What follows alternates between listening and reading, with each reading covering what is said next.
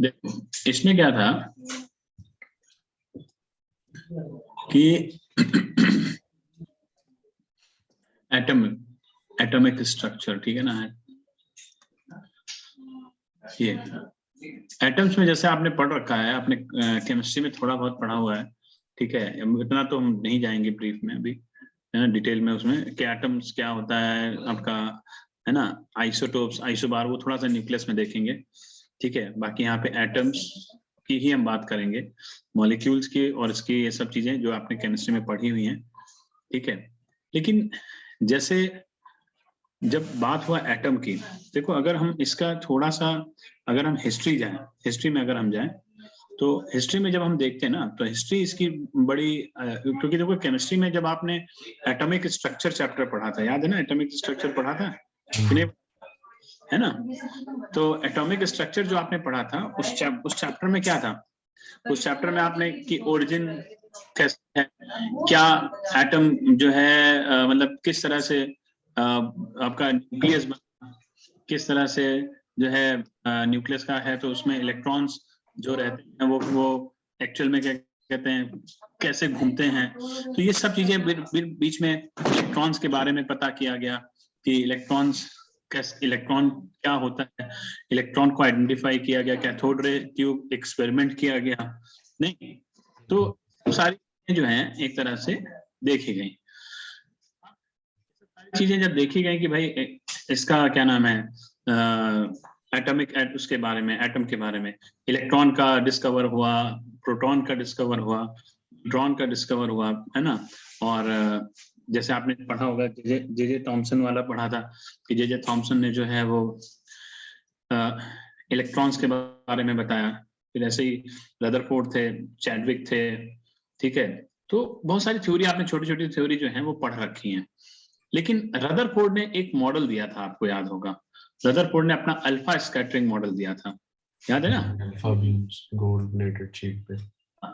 तो उसमें उन्होंने जो केमिस्ट्री में आपने पढ़ा है, क्योंकि देखो ये आपका क्वांटम में है, यहाँ पे जो आप पढ़ रहे हो क्वांटम फिजिक्स है। तो जो रदरफोर्ड ने जो एक्सपेरिमेंट दिया था, उस एक्सपेरिमेंट में गोल्ड लीफ एक्सपेरिमेंट जो था, ठीक है ना, अल्फा वाला स्कैटरिंग वाला, तो उसमें उन्होंने ये बताया, जैसे केमिस्ट्री में आपने जब पढ़ा उसको, कि भाई जो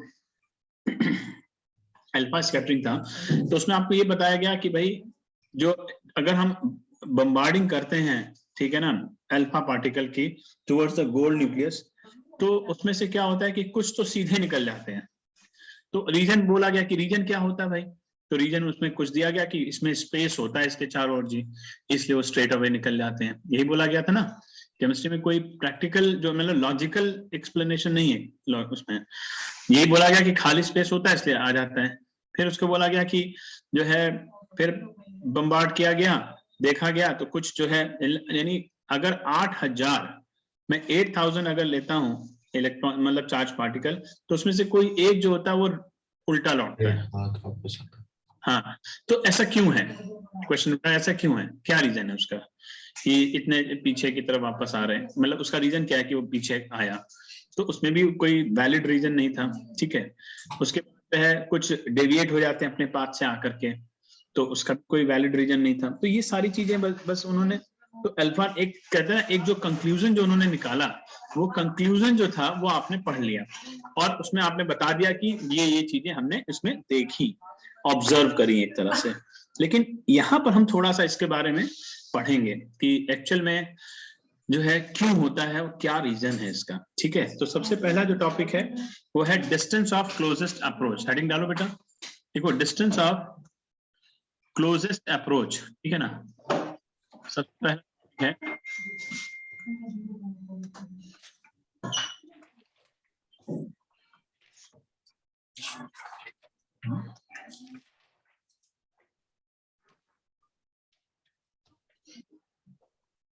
ठीक है, क्या है डिस्टेंस ऑफ क्लोजेस्ट अप्रोच।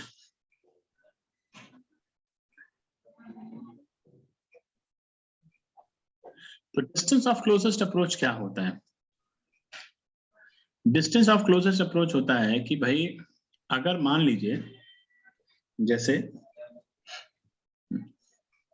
एक कोई चार्ज पार्टिकल है, ठीक है, मान लीजिए ये आपका कोई न्यूक्लियस है, हमने कोई भी न्यूक्लियस ले लिया, हमने कोई भी एक न्यूक्लियस ले लिया, ये न्यूक्लियस है, ठीक है, ये इस तरह से ZE ले लिया हमने। अब Z कुछ भी ले लो आप, अगर गोल्ड लोगे तो 79 हो जाएगा, क्यों बेटा है का Z कितना होता है, 79 होता है, ये ले लिया। अब इसके बाद यहां से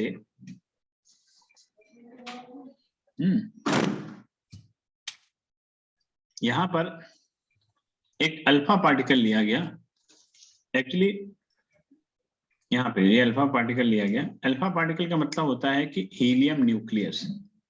क्या मतलब होता है बेटा, हीलियम न्यूक्लियस, ठीक है। इसका मतलब अल्फा में क्या होते हैं, 2 प्रोटॉन होते हैं, ये। तो जब 2 प्रोटॉन को यानी अल्फा पार्टिकल को approximately 8 million electron volt kinetic energy दी गई, तो देखा गया कि when the charged particle is given around this kinetic energy and this charged particle approaches towards this nucleus, stationary जो nucleus रखा हुआ है, तो आप एक चीज फील करोगे कि when this charged particle move towards the nucleus, तो दोनों ही पॉजिटिव है कि नहीं बेटा? तो दोनों कि इस जो है दोनों ही केस में क्या होगा कि इसका जो है प्लस ZE जो है, तो यहाँ +2 ही है, तो दोनों ही एक रिपल्सिव फोर्स लगाएंगे। हाँ जी। रिपल्सिव फोर्स के चक्कर में क्या होगा कि जब रिपल्सिव फोर्स लगेगा तो रिपल्सिव फोर्स क्या करेगा, रिपल्सिव फोर्स जो है इसको इसकी काइनेटिक एनर्जी को कम करेगा कि नहीं करेगा? तो particle moves towards this stationary charge, kinetic energy decreases, and तो एनर्जी यहाँ कहाँ रही है, तो that energy is stored in the form of electric potential energy. किसमें कन्वर्ट होगी बेटा, ये इलेक्ट्रिक पोटेंशियल एनर्जी में। तो एक ऐसा मोमेंट आएगा कि जब इसकी काइनेटिक एनर्जी यानी एक ऐसी सर्टेन डिस्टेंस आएगी when the kinetic energy of this charged particle is totally converted into electric potential energy। बात समझ में आ गई कि नहीं आ गई है? तो ये जो है, तो this distance is called distance of closest approach। इसको क्या बोलते हैं? This is called distance of closest approach। ठीक, अब जरा देखो, यानी ये ऐसी डिस्टेंस है जहां पे kinetic energy is completely lost and it is converted into electric potential energy, right? ये ठीक है, तो ये आता है इसमें, तो ये R0 होता है। तो अब देखिए, अब अगर आप देखो ये न्यूक्लियस है भाई, ठीक है, खाली स्पेस है। अब सोचिए अगर हम ये R0 डिस्टेंस है, हमें पता है कि इस न्यूक्लियस का अगर मैं इतनी एनर्जी दूंगा तो ये R0 इसकी स्मॉलेस्ट डिस्टेंस ये है जहां पर आकर के काइनेटिक एनर्जी कंप्लीटली लॉस हो जाती है। अब अगर सपोज करो ये काइनेटिक एनर्जी बहुत ज्यादा हो जाए तो क्या होगा, स्ट्रेट अवे निकल जाएगी, ठीक है, फिर जाएगी। अगर काइनेटिक एनर्जी सफिशिएंटली थोड़ी सी बढ़ा दी जाए तो यही जो है चार्ज पार्टिकल कैसे निकलेगा, फिर यही चार्ज पार्टिकल कुछ इस तरह से निकल जाएगा, ऐसे करके फिर ऐसे घूम जाएगा, ठीक है, कुछ केसेस में इस तरह से निकल जाएगा, ठीक है, कुछ केसेस में जो है ये थोड़ा सा हो सकता है ऐसे भी निकल जाए, है ना, और कुछ केसेस में होगा, बहुत ही रेयर होता है कि वो रिट्रेस करे, रिट्रेस बहुत कम केस में होता है, ठीक है, ये होता है। तो इस तरह से निकालते हैं, तो लिखिए जरा, बनाइए, पूरा बना लो। हाँ पूरा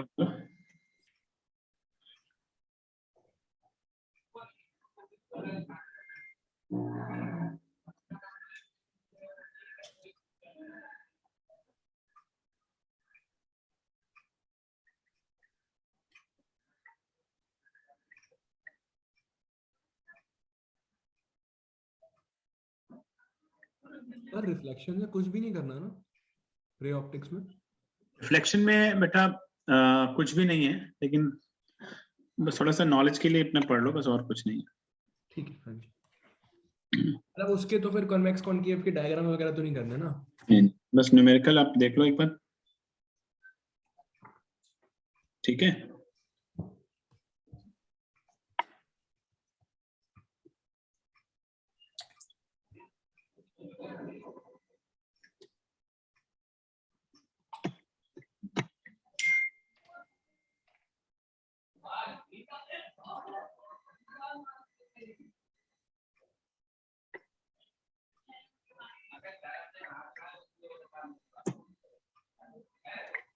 ठीक है, लिख लिया। सर एक मिनट।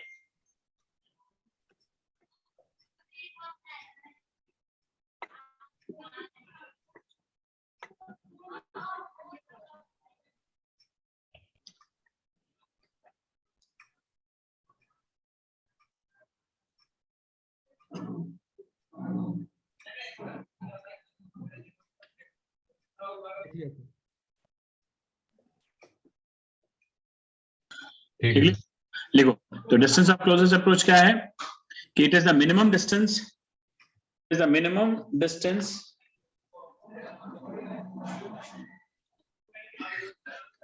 ठीक है।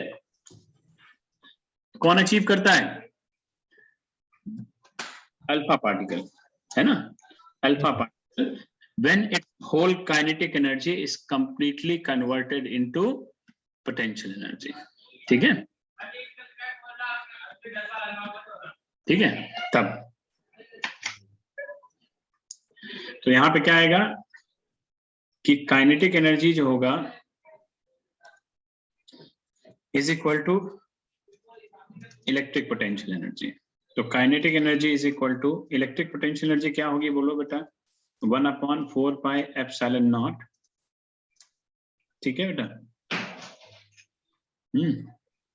सर क्यू हाँ, क्यू हो गया 2e इंटू जेड, ये जरा ध्यान रखना बेटा, 2e into Z upon R nought के। अरे यहाँ पे ई का समझ नहीं आया, ई किस चीज के लिए लिख रहे थे? इलेक्ट्रॉन्स के लिए ना बस, क्यू की जगह ये लिख रहे हो ना आप बस। हाँ हाँ हाँ, ठीक है। तो आर नॉट क्या हो गया?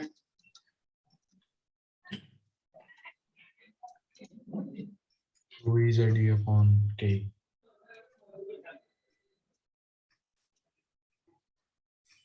ठीक है, हाँ जी। तो ये कितना हो गया? तो 9 into 10⁹ Z into 2e² upon kinetic energy रखो 8 मिलियन इलेक्ट्रॉन वोल्ट, तो 8 इंटू 1.6 10⁻13। इसको सॉल्व कर लो, सॉल्व करोगे तो अप्रोक्सीमेटली 10⁻15 मीटर आ जाएगा, आएगा 10⁻15 मीटर अगर Z1 लिया जाए। इफ Z इक्वल टू 1 है, मतलब स्मॉलेस्ट न्यूक्लियस है ना, सबसे छोटा जो है ठीक 10⁻15, या इसको बोलते हैं 1 फर्मी, ठीक है। तो यही आर नॉट जो है वो बताता है साइज ऑफ न्यूक्लियस भी एक तरफ से, ठीक है, साइज ऑफ न्यूक्लियस भी नोट कर ले।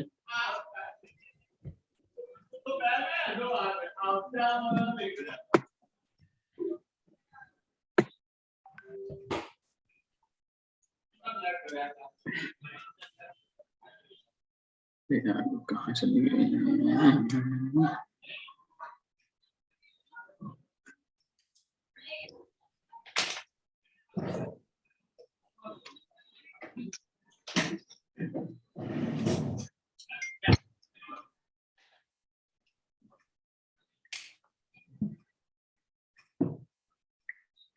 हो गया? एक मिनट सर।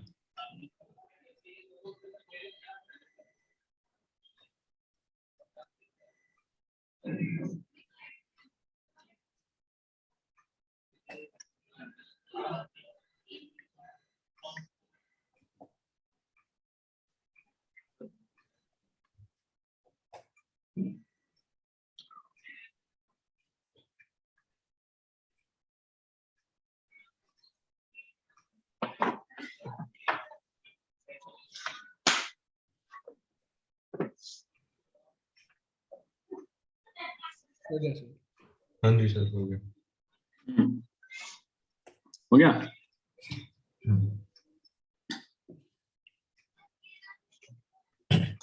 हम्म, ठीक है, चलो देखो, तो ये आएगा, तो लिखो फॉर एनी अदर न्यूक्लियस, देखो बेटा, for any other nucleus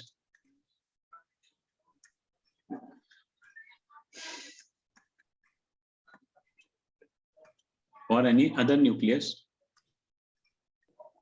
r is equal to r naught a की पावर 1/3, सिर्फ फॉर्मूला याद रखना है, ठीक है ना। r naught पता है कितना है, और a होता है मास नंबर, a होता है मास नंबर, ठीक है ना। तो ये निकालने के लिए आप रख सकते हो, किसी भी अदर न्यूक्लियस का अगर निकालना हो तो आप इससे निकाल सकते हो, ठीक है। अब इसी में एक चीज और है, ठीक है,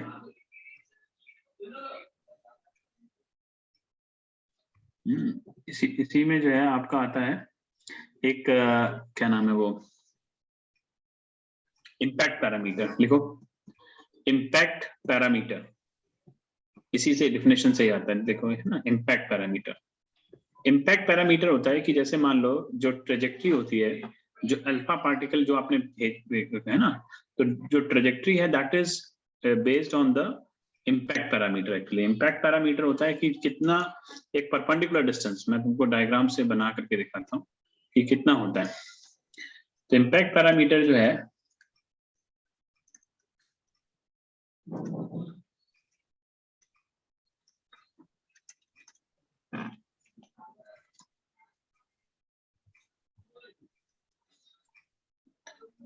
ये रहा, जैसे मान लीजिए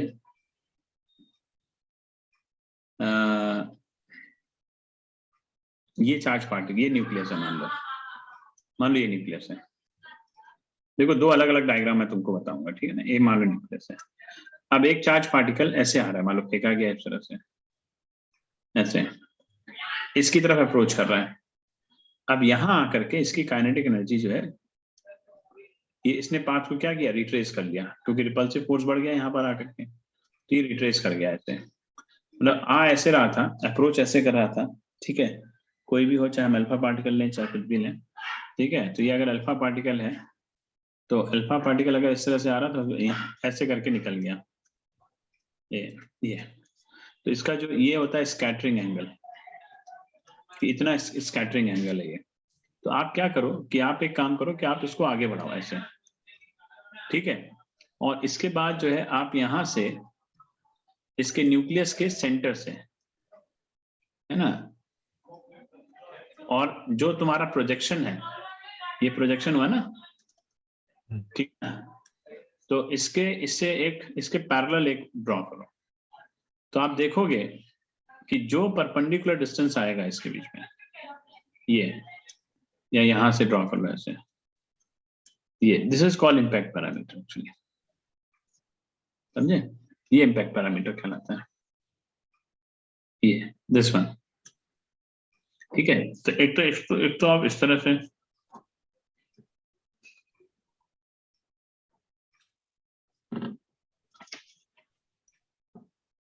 एक मिनट जरा रुकना, एक मिनट बेटा रुकना, ये बनाना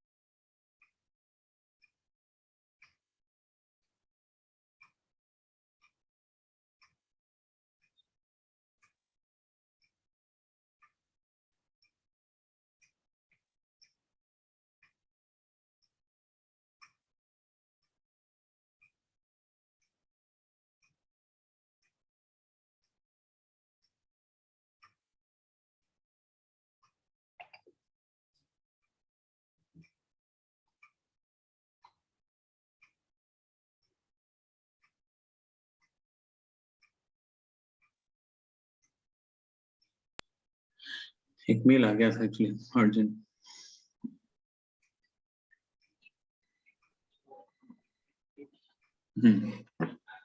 ठीक है, तो ये डायग्राम बना लिया। एक तो ये होता है, एक तो इस तरह से होता है, ठीक है। दूसरा आप इसी डायग्राम में समझ लो जो पीछे बनाया था आपने, ये जैसे बनाया ना, ये जा रहा है। अब मान लो ये डेविएट हो गया यहाँ से इस तरह से, तो डेविएट हो गया तो आप इसका सेंटर से ले लो ऐसे, ठीक है, और यहाँ से परपेंडिकुलर ड्रॉ कर दो। बात समझ गए? तो ये भी इम्पैक्ट पैरामीटर है, इसको भी इम्पैक्ट पैरामीटर कहते हैं। तो ये दोनों इम्पैक्ट पैरामीटर है, ठीक है। तो दोनों में से चाहो तो ये कोई भी डायग्राम बना सकते हो।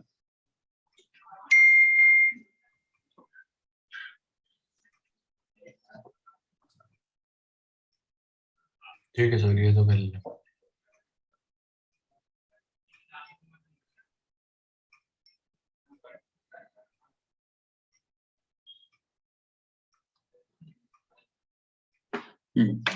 ठीक है, चलो देखो,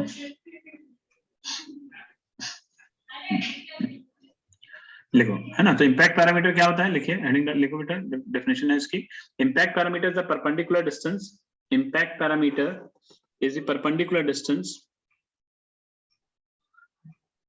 of the initial velocity vector.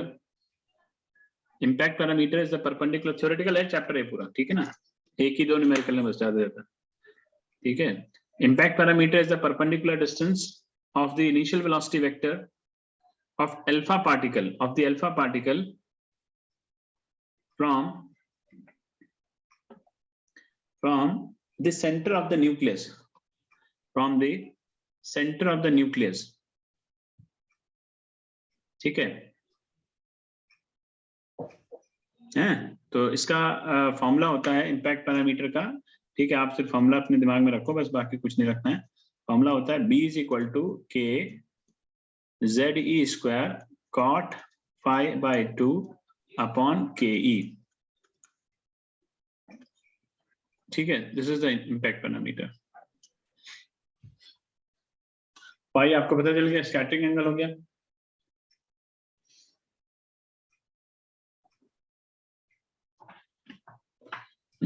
आगे देखो, आगे लिख लो इसमें, देखिए in case of head on collision, अगर मान लो सामने सामने कोलिजन होता है,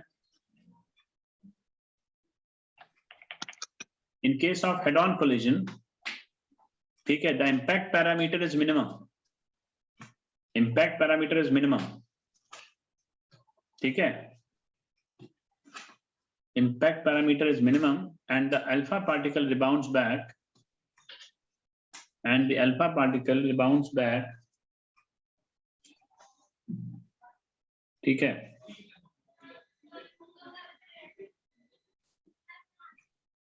तो ये रहता है। तो थीटा उस केस में अगर देखा जाए, जो फाई है आपका, जो फाई निकल के आता है, दैट फाई जो होगा वो आपका किसके बराबर हो जाएगा, पाई के इक्वल, नहीं रिट्रेस करेगा तो पाई के बराबर हो जाएगा ना। और अगर बिल्कुल ही डेविएशन, मतलब कह रहा है कि फॉर लार्ज इम्पैक्ट पैरामीटर, ठीक है, तो नियर, तो उस केस में क्या होगा कि आपका जो फाई होगा वो 0 के बराबर हो जाएगा। एक चीज ध्यान रखना कि हमेशा एक फैक्ट है, मैंने तो शुरुआत में ही बताया आपको कि दिस इज द फैक्ट कि only small fraction of the जो नंबर ऑफ इंसिडेंट पार्टिकल्स होते हैं वो रिबाउंड करते हैं, ठीक है। तो इसका मतलब है कि जो हेड ऑन कोलिजन जो होता है वो यहाँ पे बहुत छोटा होता है, जनरली सारे के सारे निकल ही जाते हैं, इतनी काइनेटिक एनर्जी सफिशिएंट होती है कि वो कहीं ना कहीं निकल ही जाते हैं, ठीक है। तो हम इससे हम ये कह सकते हैं कि जो मास होता है एक तरह से एटम का, that is comparatively small volume में रहता है, ठीक है, क्योंकि जब सारे निकल गए तो इसका मतलब है कि मास जो है उसका बहुत कम जगह पे होगा, कम वॉल्यूम पे लाई कर रहा होगा, ठीक है। तो इसीलिए कहा जाता है, जो ये एक्सपेरिमेंट है, ये रदरफोर्ड का जो अल्फा पार्टिकल एक्सपेरिमेंट जो था, एक तरह से जो अपर लिमिट होती है साइज ऑफ न्यूक्लियस को बताने की, उसके लिए काफी हेल्पफुल कॉन्सेप्ट है, ठीक है।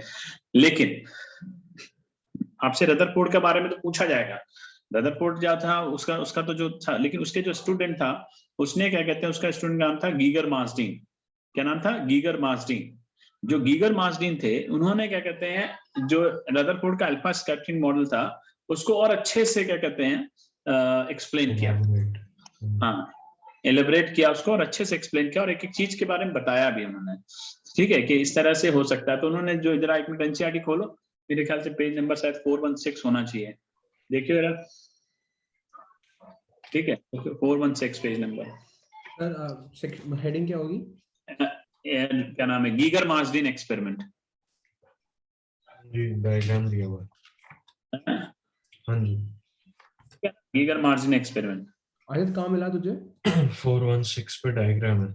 हाँ, पहले ऊपर तो अल्फा स्कैटरिंग का बना हुआ है, फिर उसके हाँ, बाद उसके नीचे यही बात है, ठीक है, उसके नीचे है वहां पे। तो ये जो है, जो गीगर मार्सडिन एक्सपेरिमेंट है, ये एक्सपेरिमेंट एक तरह से अगर हम इसको कहें तो ये एक्सपेरिमेंट एक तरह से एलिब्रेशन है बस रदरफोर्ड का अल्फा का। अगर इसमें आप देखोगे डायग्राम जाके, एक तो डायग्राम बनाने को आता है, ये ध्यान रखो, ठीक है ना, है ना, ये 3 नंबर में आता है। तो ये डायग्राम बनाने को आता है। तो इन्होंने क्या किया, जैसे अल्फा पार्टिकल में सब कुछ ओपन था, यहाँ पे थोड़ा सा रिस्ट्रिक्ट कर दिया था कि लेग ब्रेक्स लगा दी कि जिससे कि डेविएट ना हो इधर उधर, ठीक है ना, ओपन वॉल्यूम में ना जाए, ठीक है। फिर उन्होंने वहां पर जो है फॉइल लिया, जो भी फॉइल थी उसका टारगेट रखा और उसमें फिर पास किया, है ना। तो ये बहुत एक तरह से थोड़ा सा कंपैरेटिवली उससे अच्छा था। हाँ, तो अब उसके पास जो है उन्होंने देखा कि भाई जो सोर्स ऑफ अल्फा पार्टिकल जिससे भी जनरेट हो रही है, उसके बाद जब वो पास होती है, पास होने के बाद में जो है इसमें देखो दिया भी गया है कि about 1 in 8,000 is reflected back, है ना।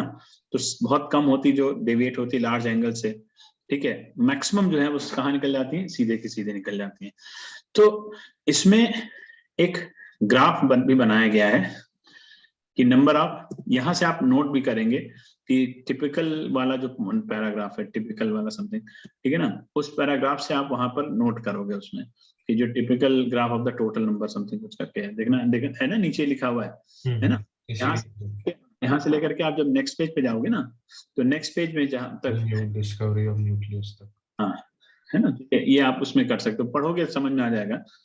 तो थोड़ा बहुत की पॉइंट्स हैं, की पॉइंट लिखने हैं बस, ज्यादा कुछ नहीं लिखना, बहुत डिटेल में नहीं लिखना, की पॉइंट्स बेसिकली लिखने होते हैं, ठीक है। अब इसके बाद क्या होता है कि अब जैसे अब जो ग्राफ जो आप देख रहे हो सामने, एक्चुअल में ये ग्राफ जो है ये एक फार्मूला होता है, फार्मूला आपके सिलेबस में नहीं है लेकिन उसका मैं बता देता हूं आपको कि जो नंबर ऑफ जो स्कैटर्ड पार्टिकल्स होते हैं, ठीक है ना, नंबर ऑफ स्कैटर्ड पार्टिकल होते हैं, that is inversely proportional to 1 upon sin की पावर 4 π/2, ये होता है। तो इस फॉर्मूले के हिसाब से अगर तुम साइन को बढ़ाते जाओगे तो n क्या होगा, घटता चला जाएगा, ठीक है ना। देखो ना, आप एक चीज देखो, बहुत सीधा सा है, जितना फाई कम रहेगा उतने नंबर ऑफ स्कैटर्ड पार्टिकल ज्यादा होंगे, है ना। देखिए फाई 0 था तो मैक्सिमम पास हुए ना, हाँ जी हाँ जी, तो मैक्सिमम पास हुए। फाई जब मैक्सिमम हो गया मतलब पाई तक पहुंच गया तो नंबर ऑफ स्कैटरिंग पर क्या हो गया, मिनिमम हो गया। टच नहीं कर रहा है आकर के, खत्म कर रहा है ना आकर के, हैं। तो इस तरह से आया, ऐसे आते आते आते आते आते, आते ये इस तरह से आ गया। तो ये फाई इक्वल टू 0 पे था कि यहाँ पे जब ज्यादा से ज्यादा थे, यहाँ पे क्या है कि कम, जैसे जैसे आगे बढ़े कम होता चला गया, ठीक। तो ये होता है इसका एक तो ग्राफ ये बनाना है, ठीक है। तो ये आपने लिखना है किसमें, गीगर मार्सडिन एक्सपेरिमेंट में, ये ग्राफ बनाने को आ जाता है कभी कभी, ठीक है। बाकी जो मैंने तुमको इम्पैक्ट पैरामीटर और ये दोनों चीजें बताई हैं, ये सब कुछ इसके अंदर लिखा हुआ है, वो मैंने इसलिए पहले एक्सप्लेन किया आपको, ठीक है ना। वो सब कुछ इसी के अंदर ही लिखा हुआ है। गीगर मार्सडिन आप पढ़ेंगे, आप एक नजर मारिए, देखिए डिस्टेंस ऑफ क्लोजेस्ट अप्रोच देखो इसमें मिलेगा, आप एक लाइन एक जल्दी से नजर मारो, देखो मिला कि नहीं, दिखा कि नहीं दिखा कहीं पर। सर इसी पैराग्राफ में, हाँ, जो जो गीगर मार्सडिन वाला जो है ना, जो जहाँ ग्राफ है उसी के नीचे देखो, वहीं कहीं पे है लिखा हुआ है, और इम्पैक्ट पैरामीटर भी है ना, दोनों चीजें नेक्स्ट पेज पे, इस पेज पे देखो, नेक्स्ट पेज पे इम्पैक्ट पैरामीटर है, इसलिए पहले ये बताया।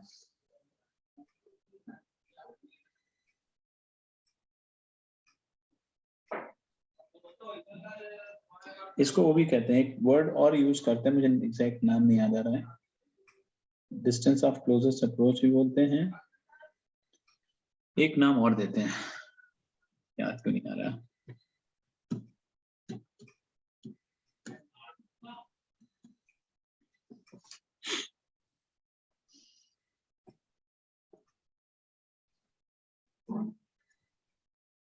तो कोर्स खत्म हो जाएगा तो पढ़ना बंद कर दोगे? कौन सा खत्म किया सर? मैं कह रहा हूँ कोर्स खत्म हो जाएगा तो पढ़ना बंद कर दोगे? और तब तो एक्चुअली पढ़ना शुरू होगा, ज्यादा हाँ शुरू होगी ना फिर तो। हैं? अभी तो क्या है कि पढ़ो, क्वेश्चन पढ़ो, और फॉर्मूला सेल्फ स्टडी शुरू होती ये है। हो रहा है ना अभी तो। अभी कोर्स कंप्लीट करने के चक्कर में ज्यादा रिवीजन नहीं हो पा रही। एक बार कोर्स कंप्लीट होगा फिर तो रिवीजन करेंगे। और अब वही बात है कि इसमें इतनी सारी थ्योरी है अब इन सारे सब्जेक्ट्स में, न्यूमेरिकल इतने नहीं है, थ्योरेटिकल ज्यादा है, तो फिर अलग टाइप का तैयारी करनी है।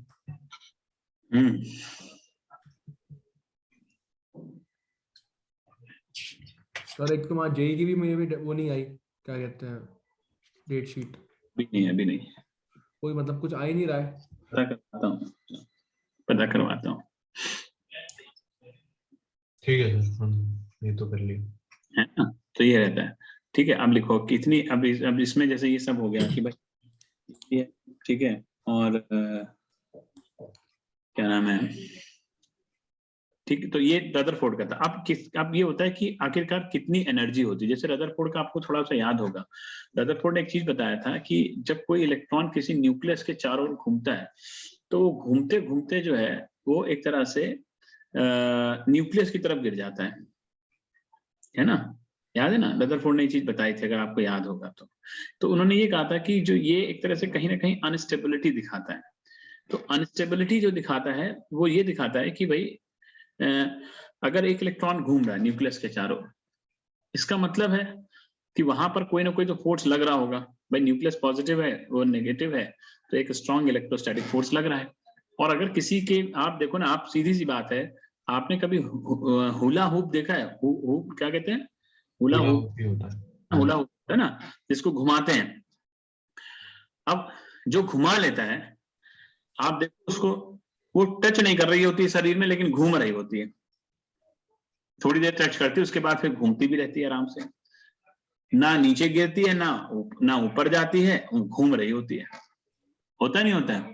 तो ऐसा है कॉन्सेप्ट लग रहा है जो नीचे भी नहीं गिर रहा ना ऊपर जा रहा है। आप कभी देखना, आप कभी जो है एक छोटा सा कोई वो ले लो, बैंगल ले लो और उसको इस तरह से घुमाना स्टार्ट करो तो ऐसा लगता है कभी कभी हमारे हाथ से वो हमसे छूट गई, हमारी फिंगर से होती है। तो जब किसी को आप वेलोसिटी दे देते हो ना, तो जब वेलोसिटी दोगे तो सीधी बात है सर्कुलर मोशन है वहां पर। अब उस सर्कुलर मोशन को काउंटर करने के लिए, मतलब आपने सेंट्रीपिटल एक्सेलरेशन अब दे दिया उसने। भाई देखो, आपको अगर याद हो तो हमने एक चीज बताई थी आपको पहले भी कि without centripetal acceleration circular motion is not possible. ठीक है, और सेंट्रीपिटल एक्सेलरेशन कोई ना कोई प्रोवाइड कराता ही आकर के। तो कौन वहां प्रोवाइड करा रहा है? वहां पे प्रोवाइड करा रहा है इलेक्ट्रोस्टैटिक फोर्स, समझे ना, इलेक्ट्रोस्टैटिक फोर्स प्रोवाइड कर रहा है। तो जब इलेक्ट्रोस्टैटिक फोर्स जब लगने लगता है तो वो क्या करता है, उसको अपनी तरफ खींचता है। ठीक है, वो क्या करता है, उसको अपनी तरफ खींचेगा। ठीक है, तो ये होता है। तो यहाँ पे क्या है कि जो इलेक्ट्रोस्टैटिक फोर्स है, तो देखो बेटा, तो लिखो energy in an orbit, heading डालो एनर्जी इन एन ऑर्बिट। तो रदरफोर्ड ने तो गिरा ही दिया था लेकिन बोर ने बचा लिया उसको।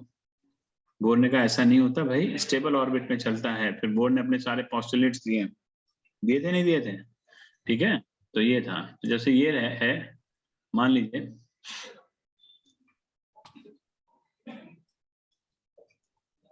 सर इसमें भी है वो फिर से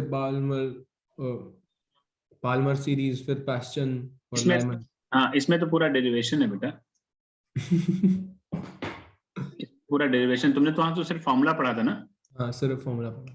यहाँ डेरिवेशन है पूरा कि वो बामर 1/λ इज इक्वल टू r, और ये कैसे आता है। ठीक है, यहाँ पे पूरा डेरिवेशन है। ये इलेक्ट्रोस्टैटिक फोर्स लग रहा है मान लो, ये इलेक्ट्रॉन है,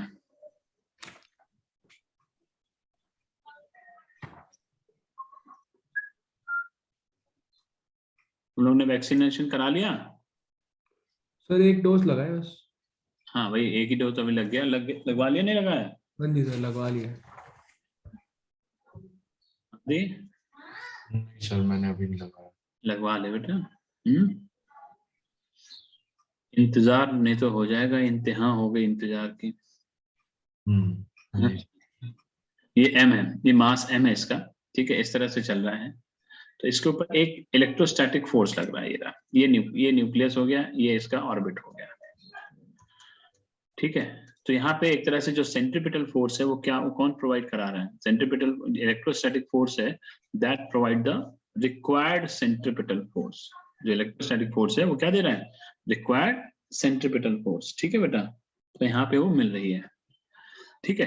तो देखिए तो क्या होगा, तो लिखेगा इसमें द इलेक्ट्रोस्टैटिक फोर्स जो है, डायग्राम बना लीजिए, बना लिया है, बना लिया। हाँ, तो द इलेक्ट्रोस्टैटिक फोर्स सिंपल सा लिखो, जो डेरिवेशन है बेटा ये छोटा सा, ठीक है, आ जाता है 2 नंबर में आ जाता है पूछने को, और इसमें सारी चीजें, इसमें न्यूमेरिकल भी आ जाता है इसमें एक छोटा सा। तो the electrostatic force of attraction between the revolving electrons and the nucleus, है ना, एंड द न्यूक्लियस, ठीक है, जो है दैट प्रोवाइड द रिक्वायर्ड, कौन क्या प्रोवाइड कर रहा है?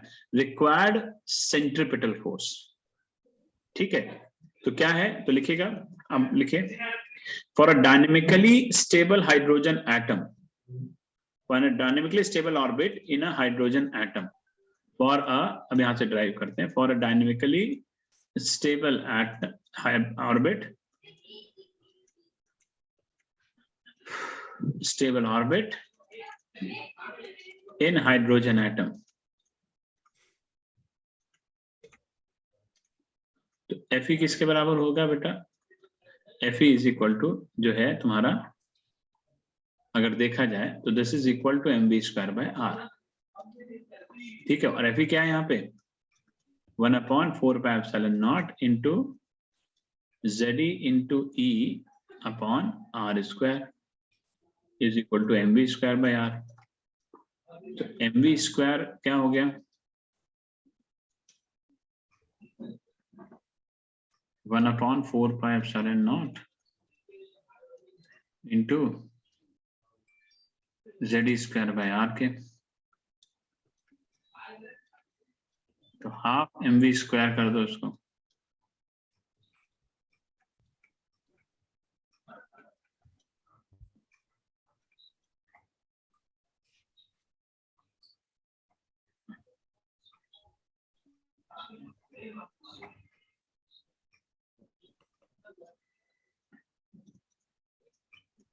तो काइनेटिक एनर्जी हो गया हाफ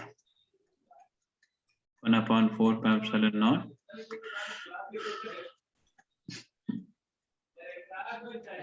ठीक है, ये आ गया। क्या काइनेटिक एनर्जी को हम लोग लिखते हैं 1/8πε0, ठीक है, इंटू Ze²/r।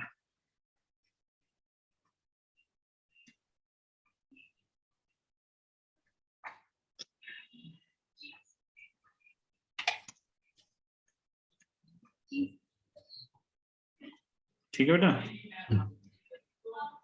है, तो काइनेटिक एनर्जी आ गया ना।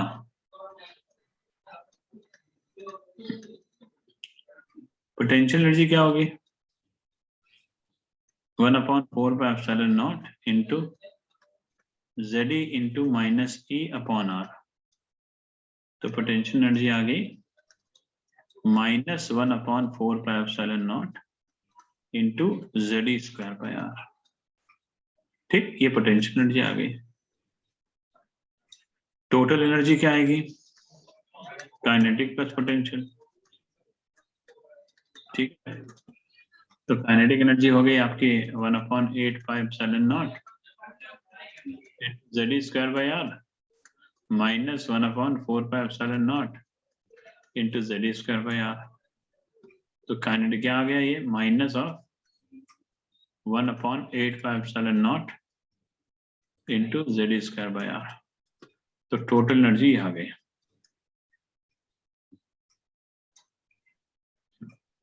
देखो पहले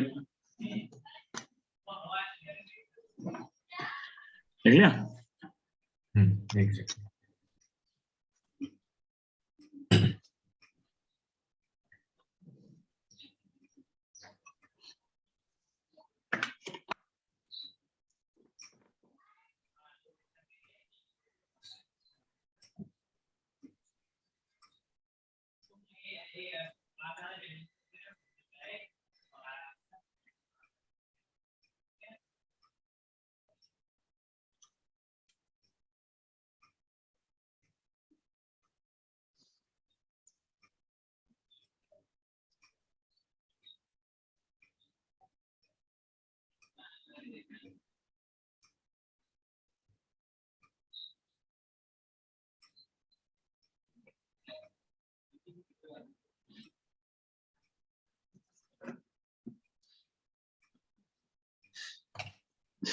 हाँ जी सर, ठीक है।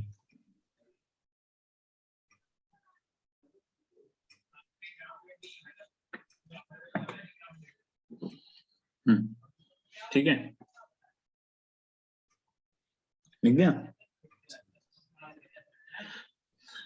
हाँ देखो Z=1 अगर मान लीजिए हाइड्रोजन न्यूक्लियस के लिए है, तो हाइड्रोजन फॉर इस न्यूक्लियस के लिए क्या होगा, अगर Z=1 है तो टोटल एनर्जी आ जाएगी -E²/8πε0R।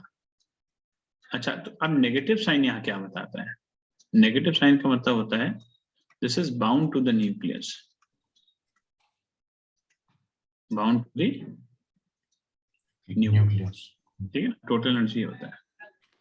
तो नेगेटिव का मतलब यहाँ पर ये है।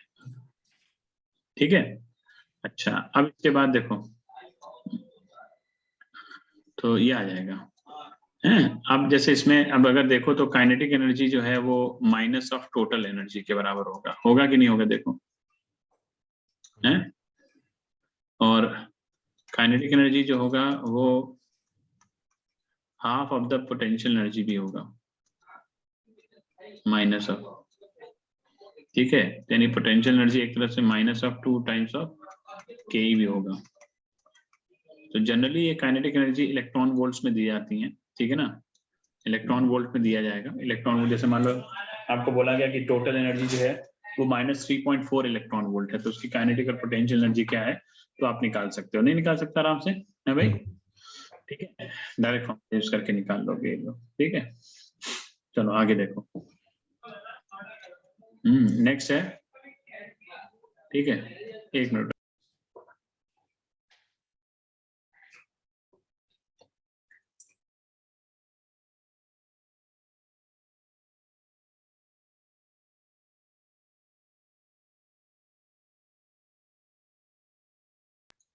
हाँ देखो, तो ये आ जाएगा। ठीक है, अब इसके बाद इसमें जो है आपका, तो ये एक डेरिवेशन है। ठीक है, अब आता है बोर का कॉन्सेप्ट, क्योंकि रदरफोर्ड ने जब बताया, एक मिनट जरा एनसीईआरटी खोलो एक मिनट जरा। ठीक है, इलेक्ट्रॉन ऑर्बिट्स करने के बाद में, ठीक है, ये नेगेटिव का मतलब लिख लेना। ठीक है, लिख लिया। हाँ ठीक है, बाउंड टू द न्यूक्लियस होता है। अच्छा, इसके बाद इसमें है नेगेटिव का वैसे केमिस्ट्री में तो हमने ये मतलब भी पढ़ा था ना कि जब एनर्जी उसके अंदर जा रही हो, क्या कहते हैं, उल्टा है केमिस्ट्री, क्यों वही उल्टा होता है। नेगेटिव का मतलब होता है, केमिस्ट्री में ये था कि जब आपकी एटम से ऊपर से नीचे जाते हो तो एनर्जी नेगेटिव बढ़ती है। वो अभी अभी अभी हम लोग वो स्टेट्स जो है ग्राउंड स्टेट से वो तो अलग है। वो ठीक है समझ गया, अभी वो करेंगे, अभी वो करेंगे ना उसको। तो वहां तो ये होता है कि जाना आना लगा रहता है। ठीक है, चलो देखो। तो अब हमारे पास आता है जो है एक तरह से एटॉमिक स्पेक्ट्रा, या आप जो देखो इसमें जो है, एक मिनट बुक खोलो जल्दी से, बुक खोलो। तो यहाँ पे जो है ना एटॉमिक स्पेक्ट्रा जो है ये आपने पढ़ा है, ये पढ़ा ना एटॉमिक स्पेक्ट्रा वाला, स्पेक्ट्रल सीरीज पढ़ी है ना। लेकिन इसमें हम लोग थोड़ा सा इसका डेरिवेशन करेंगे क्योंकि ये दिया हुआ है इन्होंने। ठीक है, तो बोर्स का पहले पॉस्टुलेट करते हैं। उसके बाद इसके डेरिवेशन पे आते हैं कि वहां कैसे हुआ। ये थोड़ा सा टॉपिक पीछे चल कर, पहले आगे चलेंगे फिर पीछे आएंगे वापस से, ठीक है। तो एक्चुअल में जो बोर के जो पॉस्टुलेट्स थे, देखो रदरफोर्ड को गलत किया पहले तो बोर्ड ने, ठीक है, पहले रदरफोर्ड को गलत किया कि भाई ऐसा नहीं होता। रदरफोर्ड ने जो कहा उसको कहा कि ऐसा नहीं होता, सब कुछ स्टेबल ऑर्बिट में होता है। पहला तो ये था। तो पहला इन्होंने कहा कि अगर कोई भी इलेक्ट्रॉन किसी भी स्टेबल ऑर्बिट में अगर घूम रहा है, जो बोर्स के पॉस्टुलेट्स थे कि फर्स्ट अगर कहे कि अगर कोई भी इलेक्ट्रॉन अगर किसी स्टेबल ऑर्बिट में घूम रहा है तो वो कहीं ना कहीं उसके ऊपर एक इलेक्ट्रोस्टैटिक, हम कहते हैं ना कि इलेक्ट्रोस्टैटिक फोर्स है जो वो लग रहा है। और दूसरी बात, जो बोर्स का जो पॉस्टुलेट था उसमें कि जब व्हेन इलेक्ट्रॉन मतलब मूव्स इन सर्कुलर ऑर्बिट, ठीक है, सर्कुलर सर्टेन स्टेबल ऑर्बिट भी कह सकते हो, तो वो कहीं ना कहीं एनर्जी को कहते हैं ना कि एक होता था कि बोर्ड ने ये भी कहा कि भाई, सॉरी रदरफोर्ड ने, कि जब इलेक्ट्रॉन मूव करता है तो वो एनर्जी रेडिएट करता है, ठीक है। ऐसा थोड़ी कि हम लोग बचपन में जब झूला झूलते थे, बचपन में कभी मेले वेले में गए होगे, अगर झूला झूला होगा, एक घोड़े में बैठने वाला झूला होता था, जितनी तेज चलते थे उतनी तेज चिल्लाते थे हम। तो एनर्जी को हम क्या करते हैं, रेडिएट करते हैं, करते नहीं करते हैं, है ना, रेडिएट करते हैं। और वो झूला बाहर की तरफ भागता है, धीरे धीरे क्या होता है, जैसे जैसे कम होने लगता है तो वो वापस अपनी जगह पे आना चालू हो जाता है, ठीक है। तो वहां पर तो हम चिल्ला रहे हैं लेकिन हम कोई झूले पर इफेक्ट नहीं डाल रहे हैं, हम सिर्फ अपने आप को उसके करने के लिए। लेकिन हाँ, अगर हम उसको देखते हैं झूले को, तो वो पहले जब बहुत एनर्जी आई तो बाहर चला गया, जैसे जैसे एनर्जी कम होती गई अंदर आता चला गया। तो जो रदरफोर्ड का कॉन्सेप्ट था। लेकिन इसमें बोर्ड ने कहा कि ऐसा नहीं होता, कोई भी स्टेबल ऑर्बिट में, सर्टेन स्टेबल ऑर्बिट में, without any kind of emission of radiant energy, electron जो है वो उसके न्यूक्लियस के चारों ओर चक्कर लगाता रहता है, घूम सकता है आराम से, ठीक है ना। तो इस केस में क्या था कि जो फर्स्ट है, तो यानी अब अगर घूम सकता है तो क्या होना चाहिए, इसका मतलब सेंट्रीपिटल सेंट्रीफ्यूगल को काउंटर कर रहा होगा तभी तो होगा, नहीं तो अगर सेंट्रीपिटल ज्यादा हो जाएगा तो अंदर भाग आएगा, सेंट्रीफ्यूगल ज्यादा होगा तो बाहर निकल गया, इसका मतलब वो बैलेंस हो रहा है, सीधी सी बात है। नहीं, और उसके पास में एक सर्टेन डेफिनेटली टोटल एनर्जी है जो उसको कहीं ना कहीं बाउंड करके रखा गया हुआ है उसने, ठीक है। तो this is the first postulate. मैं अभी एक एक करके पहले सुन लो, पहले एक्सप्लेन कर देते हैं, फिर आपने लिख लेना, लिखना जरूर है सब, क्योंकि स्टेप आपको लिखना पड़ेगा, याद भी करने पड़ेंगे सारे के सारे एज इट इज, ठीक है ना, एज इट इज आपको याद भी करने पड़ेंगे। बोर का जो सेकंड पॉस्टुलेट सब कुछ हम अपनी लैंग्वेज में लिख सकते हैं है, थोड़ा बहुत चलेगा, लेकिन क्या होता है ना कि मैं इसलिए बता रहा हूँ, जैसे मार्किंग स्कीम जो आती है वो एनसीईआरटी से आती ठीक है ना। अब जो है, अगर टीचर को ना आता हो तो फिर प्रॉब्लम है। ऐसा नहीं मैं वही कहना था लेकिन मैं नहीं कहना चाहता उस चीज को, ठीक है। समझ गया। हाँ, समझदार हो बस इसलिए, तो इसलिए थोड़ा बहुत ऊपर नीचे चलेगा लेकिन पूरा नहीं, ठीक है। तो जो है लिख दो वही जो लिखा हुआ है एनसीईआरटी, बस खत्म, ठीक है ना। वैसे हम लोग कहते हैं जब कॉपी चेक कराते हैं तो उसमें कहते हैं हम लोग पहले ही बता देते हैं टीचर्स को कि बच्चे ने अगर दूसरा भी आइडिया लिखा है और वो वैलिड है तो उसे नंबर देने हैं। इसलिए हाँ, देखो कुछ टीचर सर्टेन बुक पढ़ते हैं, कुछ टीचर सर्टेन बुक पढ़ते हैं, सभी तो बुक पढ़ते नहीं है, ठीक है। लेकिन हम लोगों ने क्या कि हमने सब में देखना होता है, हम तो सबको देख के चलते हैं कि वहां भी क्या लिखा है, इधर भी क्या लिखा है, ठीक है। तो इससे क्या रहता है कि नहीं भाई ये बुक इसमें वहां भी लिखा है, ये चीज लिखी हुई है, गलत तो वो भी नहीं है ना, गलत वो भी नहीं, बुक तो कोई ज्यादा गलत होती नहीं है, ठीक है। तो इसलिए जो है, इसलिए वो बच्चा लिख रहा है तो उसको आपको मार्क्स देने हैं, उसका मतलब अगर मीनिंगफुल है, मेरा कहने मतलब ये है, मीनिंगफुल है तो आपको मार्क्स देने हैं, तो सीधी बात है, फिर चाहे कहीं से भी लिखे, ऐसा कुछ नहीं, ठीक है। सेकेंड पॉस्टुलेट क्या होता है, सेकेंड पॉस्टुलेट होता है कि जब इलेक्ट्रॉन एक स्टेबल ऑर्बिट में चल रहा है तो इलेक्ट्रॉन, जैसे मैंने डायग्राम अभी बनाया पीछे देखा होगा, तो उसमें इलेक्ट्रॉन को मैंने एंटी क्लॉकवाइज में घुमा रहा हूँ, है ना, घूम रहा है एंटी क्लॉकवाइज में, तो वहां पर एंगुलर मोमेंटम कितना होगा बताओ, वेलोसिटी mv इंटू आर हो जाएगा ना, आर क्रॉस mv है। तो आर क्रॉस mv इलेक्ट्रॉन का जो एंगुलर मोमेंटम होगा आर क्रॉस mv, तो ऊपर की तरफ चला गया, ऊपर की तरफ चला गया ना, तो ऊपर की तरफ गया, यानी कि कहीं ना कहीं एंगुलर मोमेंटम को क्या कर रहा है, काउंटर एंगुलर मोमेंटम उस इलेक्ट्रॉन को कहीं ना कहीं एक तरह से अपवर्ड सेंस में रख रहा है, अगर देखा जाए तो। इसीलिए कहा जाता है हर चीज को अगर एंटी क्लॉकवाइज घुमाओ तो नीचे नहीं गिरती वो चीज, ऊपर ही रहती है ना, टेंडेंसी होती है ना उसकी ऊपर ऊपर जाने की। तो यहाँ पे जो एंगुलर मोमेंटम है that is the integral multiple of h upon 2 पाई होता है।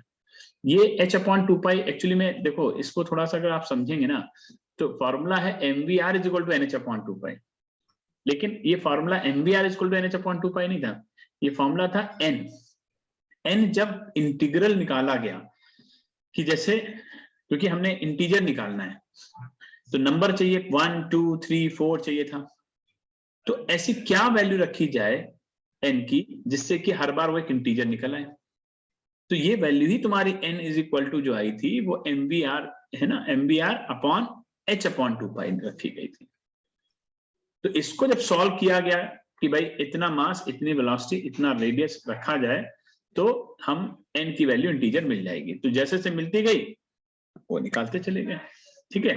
तो ये होता है, तो एक तरह से mvr इक्वल टू क्या होता है, nh अपॉन 2 पाई।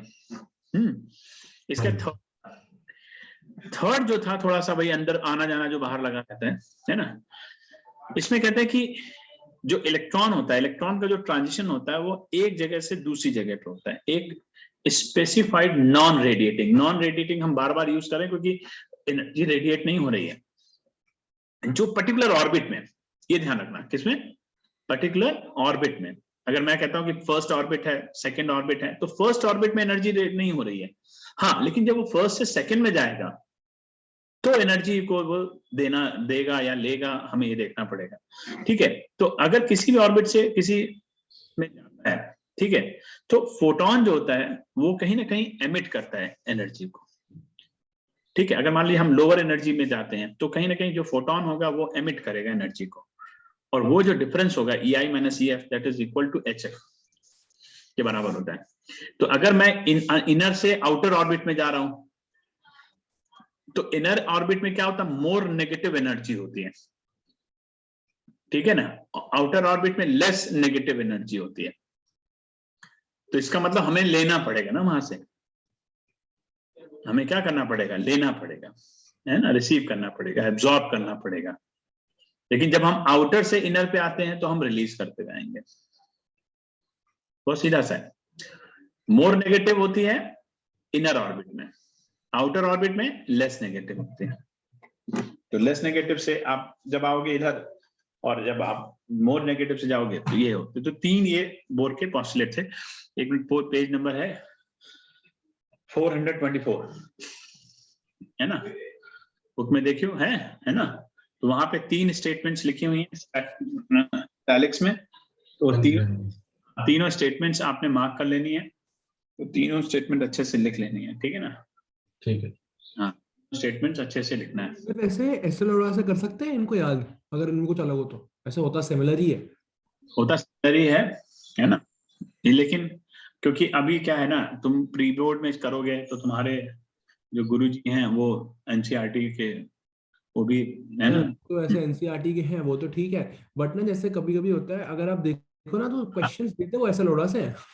हाँ, वो आप देने लगा तो वही मैं कह रहा हूँ कि इसलिए तो थोड़ा सा, वैसे मुझे अभी तक याद है, हमने जब पिछले साल हमको वो कोलिजन की डेरिवेशन आई थी, जो उसके 2-3 केसेस थे जो सिर्फ एसएल अरोड़ा में थे, इजी हाँ, केसेस थे, लेकिन एसएल अरोड़ा में सेम क्वेश्चन सीधा दे दिया था उन्होंने अच्छा, हाफिली के पेपर में, अच्छे से याद है मुझे।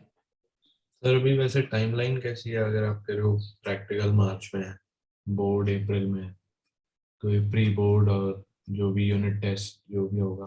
देखो जैसे मैंने अभी मैंने क्या किया, मैं आज ही अपनी डेट शीट बनाई, मैंने तो आज, हाँ, मैंने आज ही अपनी डेट शीट बनाई। मैंने क्या है, अभी हमने स्टार्ट किया है, मंडे साइकिल स्टार्ट कर दी, एक तरह से हमने वीक में 2 पेपर्स रखते हुए, जैसे टर्म 2 को हमने 2 पार्ट में डिवाइड कर दिया, 2 मतलब 50% सिलेबस 50% सिलेबस, ठीक है है ना। जैसे अभी आज मैंने 3 डेट शीट बनाई है, तो जैसे पहला 50% सिलेबस, उसमें क्या करेंगे कि उसमें जो है बच्चों को जैसे मंडे और फ्राइडे 2 दिन पेपर रखेंगे हैं। तो मंडे तो जो भी पढ़ रहे हैं बच्चे वो अपना मंडे फ्राइडे एग्जाम देते जाएंगे, तो एटलीस्ट इसी बहाने कुछ तैयारी करेंगे।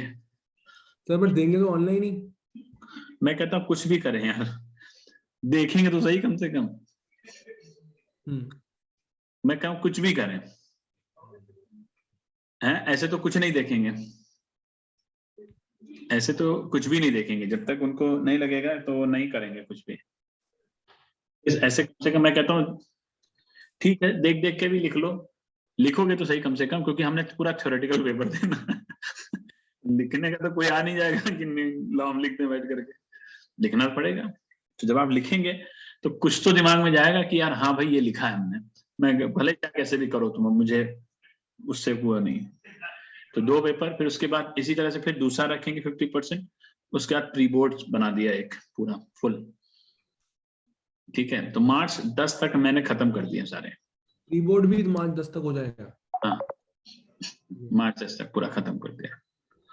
समझ गया। हाँ, पूरा खत्म कर दिया। और उसके बाद जो है तो कम से कम 3 पेपर अगर उनके हो जाएंगे तो मैं कहता हूँ कुछ तो तैयारी कर ही लेंगे यार। सही बात है। हाँ, कुछ तो आ ही जाएगा उनके दिमाग में कि यार हाँ भाई ये चीज होती है। कम से कम नहीं कुछ तो सिलेबस तो पता चल ही जाएगा कि सिलेबस में ये कंटेंट है नहीं। तो इसलिए क्या ऐसे बच्चा नहीं तो ना, अब सही बता रहा हूँ, कोई पढ़ने को राजी नहीं है इस समय, कोई पढ़ने को राजी नहीं है, बहुत मुश्किल है, बहुत ज्यादा ना। ये बच्चे ना पढ़ना क्यों नहीं चाहते? बच्चे अपने पैरों पे कुल्हाड़ी मार रहे हैं, सही बता रहा हूँ, बड़ा दुख होता है। ये बच्चे ना आगे आने वाले समय में रोएंगे, जो इस समय जितना ये सीरियसनेस नहीं है ना, ये सारे बच्चे रोएंगे ये आगे आने वाले समय में। सर आपके स्कूल के बच्चों का बोर्ड कैसा गया था? मतलब ठीक था, मतलब 70 to 80% के आसपास था। मतलब कुछ के बच्चों के अच्छे भी नंबर आए हैं, आने चाहिए। जैसे कुछ ने कहा है कि हमारा जैसे हमारे यहाँ है मतलब 5-6 बच्चे हैं जो अच्छे भी हैं, मतलब पूरे लगभग उनके अटेम्प्ट हुए, सही अच्छे अटेम्प्ट हुए, वो भी है। और तो ऑन एन एवरेज है, मतलब 70 to 80% मान के चलो। आपके स्कूल में बच्चे फेल हुए? हमारे स्कूल में भी कह रहे थे कि फिजिक्स में है बच्चे थोड़े बहुत जो फेल हुए हैं। अभी हमने जो है उन बच्चों ने देखो, ऐसा रिपोर्ट कार्ड तो आया, रिजल्ट तो आया नहीं, मतलब नंबर ऑफ करेक्ट रिस्पॉन्सेज के हिसाब से ही, मतलब कि अलग 15 से नीचे है तो फिर उन्होंने उसको मतलब फेल ऐसी मजे में बोल दिया है नहीं, बट वैसे हाँ नहीं, ऐसा नहीं, ऐसा कोई नहीं है, वो तो कुछ ने तो तुक्के मार दिए सर आपको बताता हूँ, इतना अजीब था, हमारा इकोनॉमिक्स का पेपर था, ठीक है, दिल्ली का टफ आया था, फरीदाबाद का इजी आया था, ठीक है, अलग अलग सेट गए थे, दिल्ली में अलग सेट गए थे, फरीदाबाद में अलग सेट गए थे, चलो वो तो बात भी नहीं। सर हमें ना 60 में से 50 क्वेश्चन करने थे और 32 क्वेश्चंस के आंसर सी पार्ट था, और आंसर की में भी सी था। अब ना मतलब बहुत बार होता है यार, जब आप 4, 5, 6, 7 सी आ गए एक साथ, यार गलत लग रहा है, आप कंफ्यूज हो जाओगे। ये चीज जानते हो नहीं, 3 बार सोचोगे क्वेश्चन आगे करने से पहले। हाँ, ये चीज जानते हो, मैंने एक बार ट्राई करी थी जब मैं मेडिकल की तैयारी कराता था, नीट का एक कोचिंग में पढ़ाता था। अच्छा। हाँ, तो नीट की कोचिंग में मैंने क्या किया, एक बार मैंने उससे कंप्यूटर ऑपरेटर से कहा, मैंने यार एक थोड़ा सा एक्सपेरिमेंट करना है। कह रहा सर क्या करना? हमने कहा इस बार ना सारे आंसर डी रखते हैं। तो कह रहा क्या मतलब? मैंने हाँ सारे आंसर डी रखता हूँ मैं। तो कह रहा सर देख लो। मैंने कहा देखना क्या, चलो करते हैं डी रखते हैं। अब मैं डिस्कशन करने के लिए गया पेपर, क्योंकि टैड होता था, टेस्ट एंड डिस्कशन करके होता था। तो मैं पहुंचा, तो वहां पहुंचा तो जो है मैंने कहा आंसर सर, कह रहे सर आंसर क्या है? मैंने कहा 1 to 50 डी ऑप्शन करेक्ट तो कहते हैं क्या सर? मैंने हाँ, और उसमें सबसे हाईएस्ट मार्क्स थे 19, क्योंकि सब कंफ्यूज हो गए, सारे कैसे हो सकते हैं? तो ये भी एक साइकोलॉजी थी कि जो है, और वो कहते हैं यार सही में, मतलब हमें अपना यानी आप कहीं ना कहीं कॉन्फिडेंस लूज कर रहे हो ना, कि यार अपने ऊपर ही कॉन्फिडेंस नहीं है कि यार हम सही कर रहे हैं, गलत कर रहे हैं। वही तो आ रहा है तो डी तो करो ना, क्या दिक्कत है? मतलब जो टॉपर था उसके 90 मार्क्स थे। हम्म। तो मैंने कहा बेटा ऐसा नहीं होता, कल को अगर ऐसा आ गया कि अगर 10 क्वेश्चन तुम्हारे एक ही ऑप्शन करेक्ट आ रहे तो तुम तो गलत कराओगे जाकर के। सही बात। हाँ जी। तो मैंने कहा इसलिए अपने ऊपर विश्वास रखो, ना कि आंसर पे विश्वास रखो। तुमने आंसर की देखा कि डी कैसे सारे हो सकते हैं। लग गया दूसरे करने में। तो ये चीज होती है। तो इसलिए जो है ना, ये ऐसा हो सकता है, ऐसा कोई जो नहीं। जैसे अब देखो ना, फिजिक्स में थे लाइन।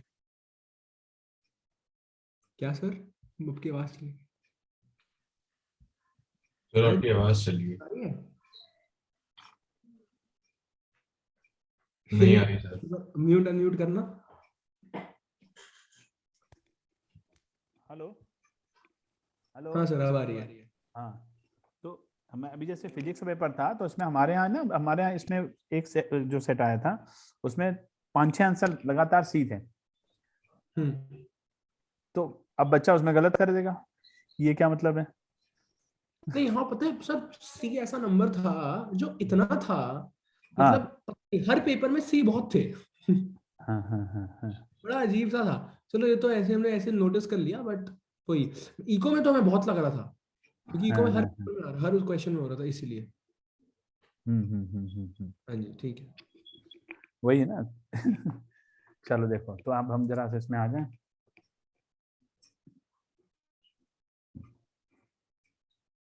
तो देखो जो फर्स्ट, और हम इसको प्रूफ करेंगे, तो जो फर्स्ट पॉस्टुलेट था M V R is equal to N H upon 2 pi,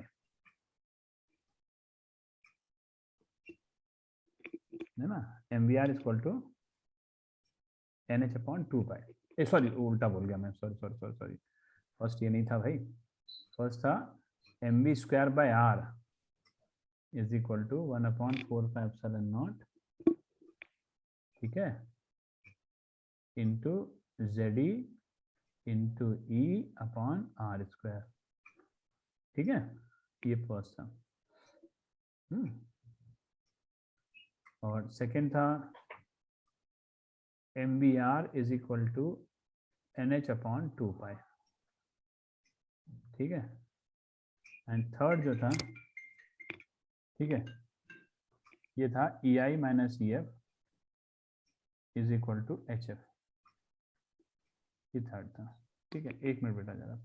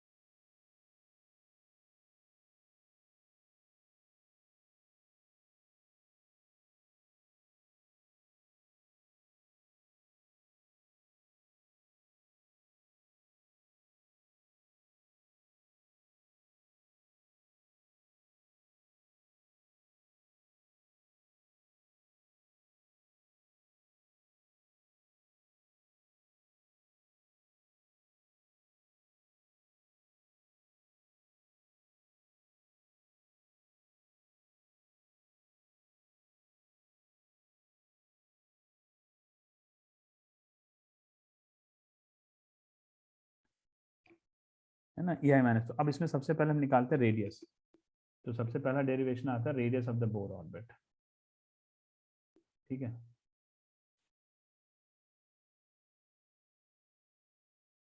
ठीक है, radius of the Bohr's orbit.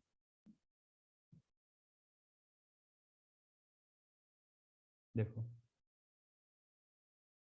Radius कैसे निकालेंगे, तो देखो फ्रॉम इक्वेशन 2, ठीक है, from equation 2 v is equal to क्या हो जाएगा बेटा बताओ, NH अपॉन 2πmr होगा कि नहीं होगा, है हाँ बेटा जी। होगा, है। हम्म, ठीक है, ये आया। तो अब लिखो, तो फ्रॉम इक्वेशन 1 and 4, चलो रखो जरा, बताओ कितना आएगा, बताओ रखो जरा, और रख करके और Rn निकालो कितना आया, बताओ। ये v की वैल्यू यहाँ पुट कर दो इसमें, यहाँ पे बताते जाओ, चलो जल्दी जल्दी कितना आया।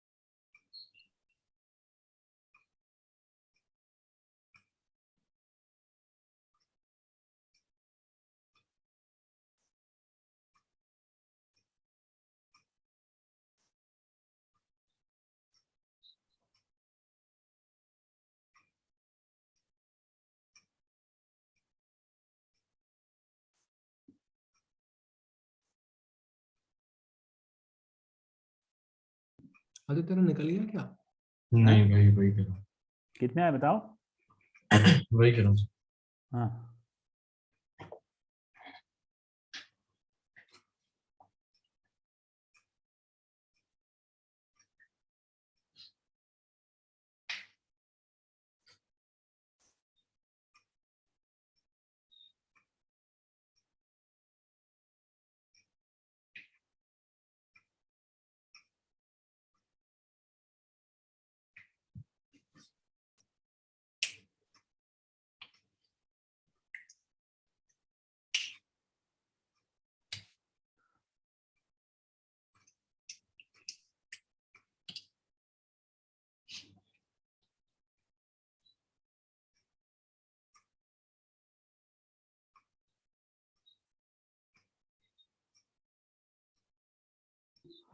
सर ये n² m h² / 4π² into 4π epsilon naught by e² आ रहा है।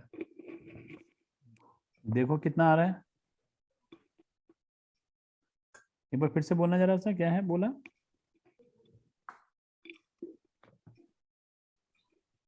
एक बार कंफर्म भी कर लेता हूँ। कितना Rn कितना है बोलो, NH स्क्वायर, नहीं n तो नहीं आएगा, n तो आएगा n स्क्वायर आएगा। हाँ सर, n² / m h/2π का होल स्क्वायर। नहीं नहीं नहीं नहीं नहीं नहीं नहीं, नहीं। पाई से पाई कैंसिल भी तो हो जाएगा। हाँ वो तो हो जाएगा, तो h by पूरा बताओ, epsilon not h square n square upon h² n² upon m m e square into z something कुछ करके आएगा, पाई m z स्क्वायर, सॉरी पर z कैसे आया? z ये रहा ना, अच्छा ठीक है, हाँ। अच्छा अच्छा ठीक। है ना।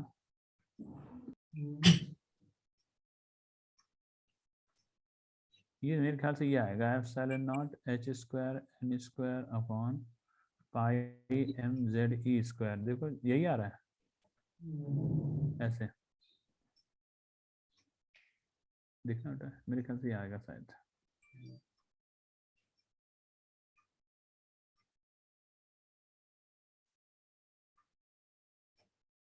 चेक करो बेटा, यही आंसर है, चेक करो। हाँ जी सर। ना यही यही है, होना चाहिए। यही आंसर है ना? है? Yes yes. ठीक ठीक ठीक ठीक, तो आर एन हो गया proportional to N square by Z. ठीक है, तो एक इसका सेकंड। हाँ, तो इसका मतलब हो गया जाकर के,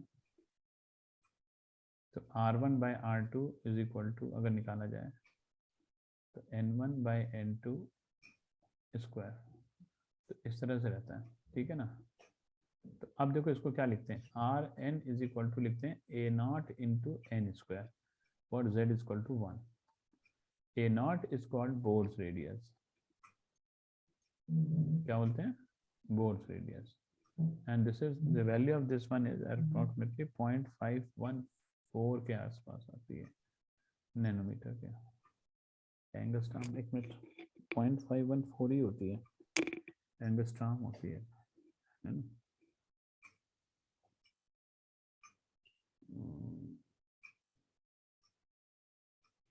देखना एक मिनट, 0.14 एंगस्ट्रॉम ही होती है, 0.529, सॉरी 529, 529 होती है, 0.529 एंगस्ट्रॉम, 529 है ना, 529 होते हैं nanometre, angstrom, not nanometre, angstrom. ठीक है, ये होता है।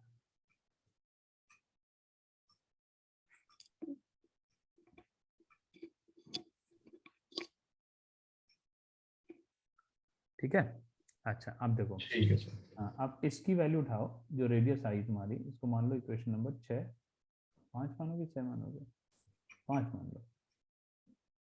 ठीक, हाँ, इसको उठाओ और रखो इसको इक्वेशन 4 में। वेलोसिटी कितनी है बताओ जल्दी से, आगे हेडिंग डालो, velocity, velocity of the part, है ना, इलेक्ट्रॉन जो है इन ऑर्बिट, तो कितना आएगा? तो फ्रॉम इक्वेशन 5 एंड 4, है ना, बताओ कितना आया?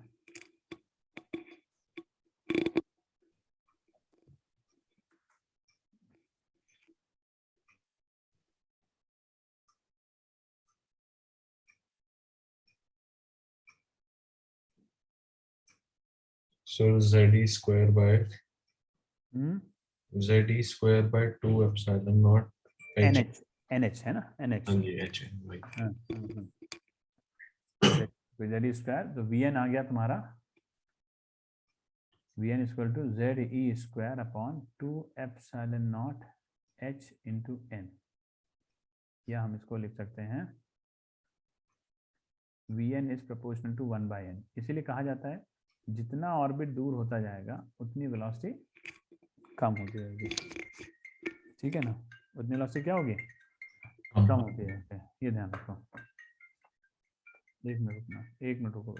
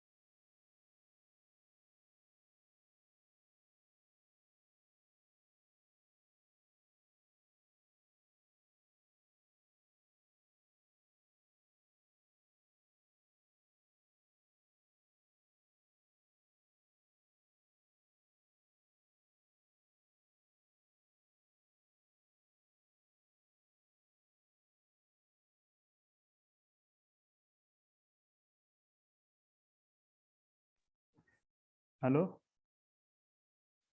हेलो हेलो, आवाज आ रही है? हाँ जी सर। हाँ हाँ हाँ, तो वी एन ये निकल आएगा, ठीक है ना। तो ये भी ध्यान रखना, इसीलिए जितना दूर होता है उतना वेलोसिटी कम होती चली जाती है, ठीक है। तो ये भी ध्यान रखो बेटा, इसमें भी क्वेश्चन है ना, तो n2/n1 आ जाएगा, ठीक है। इसके बाद जो है इसमें अब जो है ना, देखो डेरिवेशन है सारे हैं। अब जैसे अगर मान लो टाइम पीरियड निकालना है तुमको, तो टाइम पीरियड निकालने के लिए क्या करोगे, इस लंबा सा डेरिवेशन है बस ये। तो टाइम पीरियड होता है 2πr/v। सर डेरिवेशन भी पूछते हैं? हाँ हाँ पूछते हैं, इसीलिए तो आ जाता है। तो आर की वैल्यू रखो, वी की वैल्यू रखो, है ना, इसकी आर की और वी की वैल्यू रख दो, तो टाइम पीरियड निकल आएगा, ठीक है। और दूसरा आपका ये है, एक तो ये रखोगे, ये निकालना, इसी में जब ये आ जाएगा तो फ्रीक्वेंसी पता चल जाएगी 1/t से। नहीं ना, फ्रीक्वेंसी अगर निकालना चाहो तो फ्रीक्वेंसी ये निकालना चाहिए, निकालना ही पड़ेगा, फ्रीक्वेंसी निकाल सकते हो, ठीक है। इसके बाद जो है आपका आता है कि अगर EI minus EF is equal to होता है HF के बराबर, तो पहले टोटल एनर्जी निकाली जाए। तो टोटल एनर्जी हमने जो देखी थी, है ना, एनर्जी इन ऑर्बिट, तो एनर्जी जो थी, एनर्जी इन ऑर्बिट हमने जो निकाली थी, वो निकाली थी -ZE²/8πε0r। निकाला था नहीं निकाला था अभी पीछे, याद करो, है ना, ये निकाला था। तो इसमें आर, हाँ, तो इसमें आर की वैल्यू रख दो उठा करके बस। तो आर की वैल्यू रखो जो अभी आपने आर पीछे सॉल्व किया अभी, है ना, ये जो सॉल्व किया, ये ε0n²h²/πmze², है ना, ये रखोगे इसमें, तो ये हो जाएगा ε0h²n²/πmze²। तो ये हो जाएगा माइनस ऑफ, है ना, पाई से पाई कैंसिल हो गया, z²e⁴m/8ε0²h²n²। अगर इसको सबको सॉल्व कर दो ना, रख लो, सबको वैल्यू रख दो, और z=1 के लिए देखो, ठीक है ना। तो ये जो वैल्यू आएगी, ये आ जाएगी -13.6 divided by n² electron volt. याद आया? ये कुछ याद आया फॉर्मूला है? ठीक। तो यहाँ से निकल के आता है। तो यहाँ इसको अगर z के टर्म्स में लिखना है तो -13.6 n² z² इलेक्ट्रॉन वोल्ट आ जाएगा, ठीक है। चलो ये आज कर लो, है ना, इसके बाद आगे करेंगे, ठीक है। ठीक है सर, एक थैंक यू सर। हैं? सर अब परसों होगी ना क्लास फिर, है ना? हाँ, परसों कितने बजे करना है? परसों जो है थर्सडे का हाँ थर्सडे रखेंगे डे दूसरा। सैटरडे रख लेते हैं, बहुत जल्दी हो जाता है ना। चलो ठीक है, सैटरडे ठीक है। हाँ हाँ 7 बजे से। हाँ हाँ, ठीक है, thank you sir. Okay, thank you sir. Bye.